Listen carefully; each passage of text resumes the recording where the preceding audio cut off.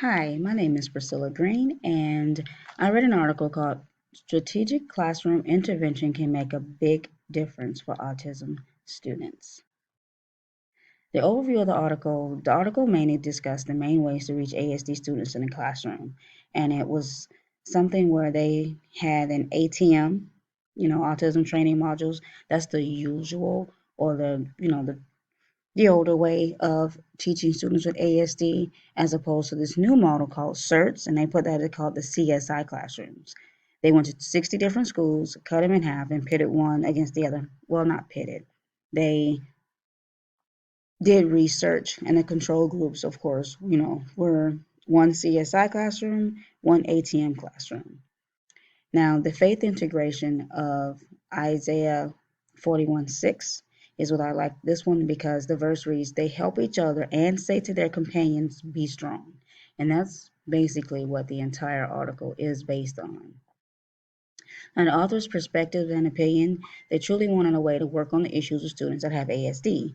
And as most of them do not exhibit issues with attaining the material, they more have issues with behavior and moving around with transitions and actually speaking and talking to other students. So the search model works on those particular issues to ensure that the students that do have ASD are being approached in a way that their learning isn't impeded by the things that are out of their control because of ASD. Now, the FSU researchers, and those are the ones that did most of the research, they they noted the specific interventions worked well, and they worked well with not just the students with ASD, but also the interventions they had worked well with all students in the classroom, especially struggling readers. My reaction, I like the article.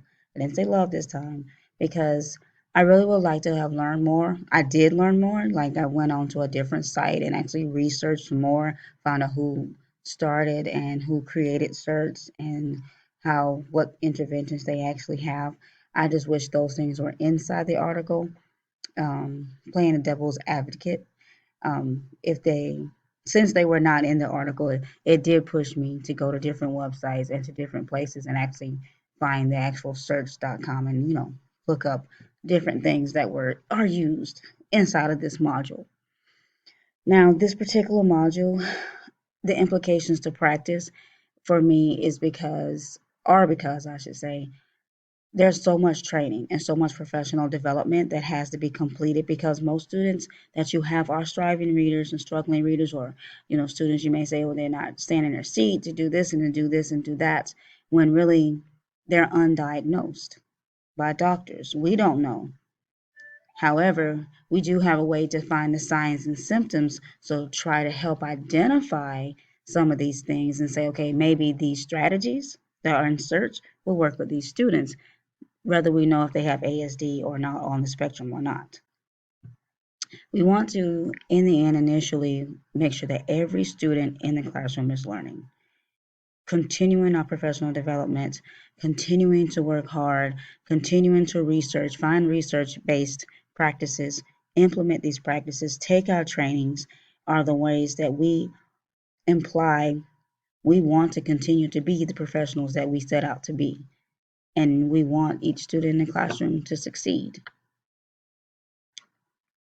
Now, of course, our references were Florida State University and authors of Exceptional Readers and Instruction Special Education. The course study material is also biblical.com, where I can find, the exact words in them of my faith integration into the lessons.